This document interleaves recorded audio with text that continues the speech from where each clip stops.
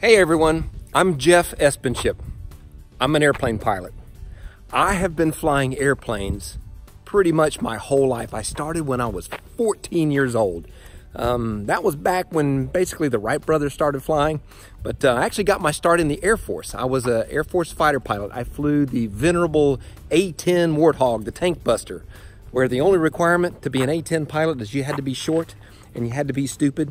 And if you were real stupid, they waived the height requirement. That's how I got in. But today I fly the Boeing 777, the 777 internationally. I've been flying commercially for 28 years. I also fly this airplane. This is my personal airplane. I call it my time machine. It gets me from point A to point B at 200 miles an hour, and so it saves a lot of time. But every time I get in this airplane, just like the big airline that I fly, I know this airplane can kill me just as fast and just as quick as that big airline that I fly. If you think about it, you and I, we're in the business of managing energy. You know, combustion, inertia, gravity. Man, you figure out how to manage that, you will die in bed at a ripe old age. Personally, I want to die on a beach, about 90 years old, drinking a Mai Tai, and when I get cremated, I want my ashes thrown down the intake of an F-16 in full afterburner. Now that is a rush.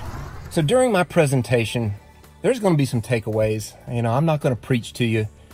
You come equipped. You know everything you need to know to get through your job safely. But by the end of my program, you're going to rethink and refocus. And that's really what it's all about. Because every time I get up and talk about my business and what's going on in my world of aviation, I have some pretty dark examples, actually. You know, I lost a loved one in aviation, and I'll share that with you. So we're going to do some laughing, we're going to do some crying, we'll do some laughing again.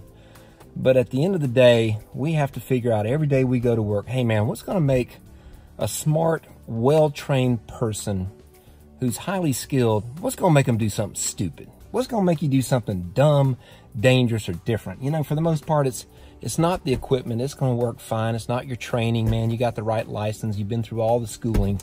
But what are those things that are going to make you do something stupid? So we'll talk about that. And then what are some tools and techniques that we use as fighter pilots and as airline pilots, and even in your world, what do you use to help keep your brain about 10 minutes ahead of your body? You know, talking about those core fundamentals, the blocking and the tackling, you know, owning your work, owning your mistakes, risk management, risk tolerance, and then being engaged, just being present, you know, not having your mind wander. Speaking up, having the courage to speak up and the courage to listen. These are all timeless messages. So I'm not going to preach to you, but together, by God, we're going to walk away with something. We're going to be re-engaged and re-energized. And that's what it's all about, my friends. I hope to see you all there. I'm looking forward to it.